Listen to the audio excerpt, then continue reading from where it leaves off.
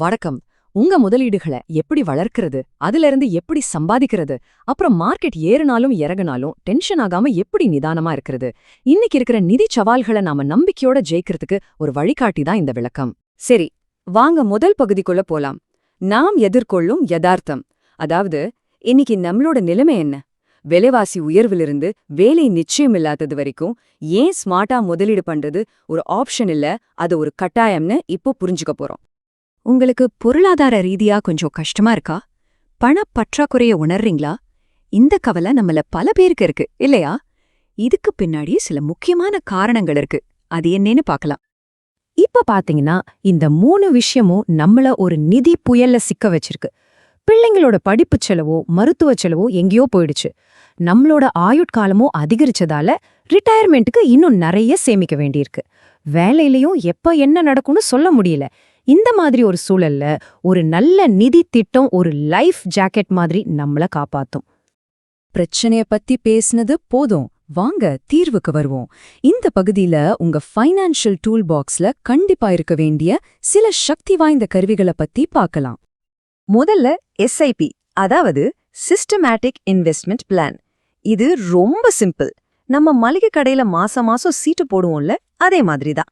ஒவ்வொரு மாசமும் ஒரு சின்ன தொகையை முதலீடு செய்யும்போது மார்க்கெட் ஏறும்போதும் வாங்குவோம், இறங்கும்போதும் வாங்குவோம். இதனால நீண்ட காலத்துல நம்ம முதலீடோட சராசரி விலை கரெக்டா பேலன்ஸ் ஆயிடும். அடுத்தது STP, சிஸ்டமேட்டிக் டிரான்ஸ்ஃபர் பிளான். இப்போ உங்ககிட்ட ஒரு பெரிய தொகை இருக்குன்னு வச்சுக்கலாம். ஆனா அத ஒரே நேரத்துல பங்குச்சந்தையில முதலீடு பண்ண பயமா இருக்கு. அப்போ என்ன பண்ணலாம்னா, அந்த பணத்தை ஒரு பாதுகாப்பான ஃபண்ட்ல போட்டுட்டு அதுலேருந்து மாசம் ஒரு குறிப்பிட்ட தொகையை மட்டும் பங்குச்சந்தை ஃபண்டுக்கு மாத்தலாம். இதுக்கு பேர் தான் STP. அடுத்து SWP, சிஸ்டமேட்டிக் வித்ட்ராவல் பிளான். இது உங்க சொந்த பென்ஷன் திட்டம் மாதிரிங்க. நீங்க ரிட்டையர் ஆனதும் நீங்க சேர்த்த மொத்த பணத்துல இருந்து மாசம் ஒரு குறிப்பிட்ட தொகையை உங்க பேங்க் அக்கவுண்ட்டுக்கு வரவு வச்சுக்கலாம். மீதி பணம் அந்த ஃபண்ட்ல வளர்ந்துகிட்டே இருக்கும். ஓகே, இதெல்லாம் நல்லா இருக்கு. அப்போ நான் எந்த SIPய ஸ்டார்ட் பண்ணணும்? நம்ம எல்லார்கிட்டயும் வர முதல் கேள்வி இதுதான் இல்லையா? ஆனா இந்த கேள்வியிலேயே ஒரு பெரிய தப்பு ஒளிஞ்சிருக்கு. அது என்னன்னு அடுத்த பகுதியில பார்க்கலாம் வாங்க.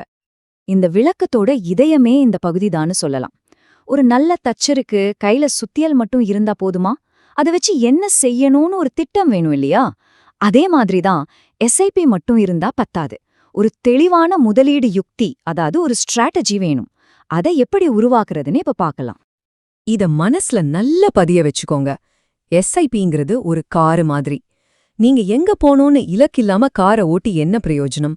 உங்க குழந்தையோட படிப்பு, உங்க ரிட்டையர்மெண்ட், இதுதான் உங்க இலக்கு. அந்த இலக்க அடைய உதவுற ஒரு கருவி, ஒரு டூல் மட்டும்தான் SIP. இந்த நம்பர்ஸ கொஞ்சம் பாருங்க. 3 பேருமே மாசம் 10,000 ரூபாய் தான் முதலீடு பண்றாங்க. ஆனா அர்ச்சனா வெறும் 5 வருஷம் முன்னாடி ஆரம்பிச்சதால பிபாஷாவை விட கிட்டத்தட்ட 57 லட்சம் ரூபாய் அதிகமா சம்பாதிக்கிறாங்க. 10 வருஷம் முன்னாடி ஆரம்பிச்சதால சாந்தினியை விட 91 லட்சம் ரூபாய் அதிகமா சம்பாதிக்கிறாங்க. இதுதான் கூட்டுவட்டியோட மேஜிக். நீங்க எவ்ளோ சீக்கிரம் ஆரம்பிக்கிறீங்களோ அவ்வளவு அதிகமா உங்க பணம் உங்களுக்காக வேலை செய்யும். 85 லட்சம் ரூபாய், இது என்ன நம்பர் தெரியுமா?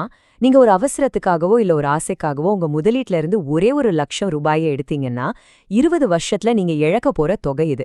இதுக்கு பேர் தான் வாய்ப்பிழப்பின் விலை, அதாவது ஆப்பர்ச்சுனிட்டி காஸ்ட். நம்ம முதலீடு பண்ற ஒவ்வொரு ரூபாய்க்கும் வளர ஒரு வாய்ப்பு இருக்கு, அதை நம்ம இழக்கக்கூடாது. உண்மையான வருமானம்னா என்ன? உங்க முதலீடு ஒரு 10% வளர்ந்துருச்சுன்னா உங்க பணம் உண்மையிலே 10% வளர்ந்துருச்சா? இல்ல. அதுக்கு பின்னாடி ஒரு சின்ன கணக்கு இருக்கு. அதை இப்ப பார்க்கலாம். இது ஒரு ரொம்ப எளிமையான கணக்கு. உங்க முதலீடு 10% லாபம் தருதுன்னு வச்சுப்போம். ஆனா பணவீக்கத்தால பொருட்களோட விலை 6% ஏறிடுச்சு. வட்டி கட்டணம்னு 1% போயிடுச்சு. அப்போ 10 - 6 - 1 உங்க பணம் உண்மையில 3% தான் வளர்ந்திருக்கு. இதுக்கு பேர் தான் உங்க உண்மையான வருமானம். இந்த தராச பாருங்க. 2 பக்கமும் வருமானம் 5% தான். ஆனா ஒரு தராசுல பணவீக்கமும் வரியும் குறைவா இருக்கிறதால உங்க வாங்கும் சக்தி அதிகமாகுது, அதாவது +1%. இன்னொரு தராசுல பணவீக்கமும் வரியும் அதிகமா இருக்கிறதால உங்க வாங்கும் சக்தி குறையுது, அதாவது -1%. உங்க முதலீடு பணவீக்கத்தை ஜெயிக்குதாங்கிறது தான் இங்க முக்கியமான கேள்வி. பயமும் பேராசையும் தான் ஒரு முதலீட்டாளரோட 2 பெரிய எதிரிங்க.